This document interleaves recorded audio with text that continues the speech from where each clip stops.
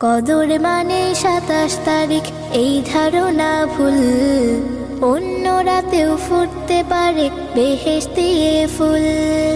কদর মানে ২৭ তারিখ, এই ধারণা ভুল। অন্য রাতেও ফুটতে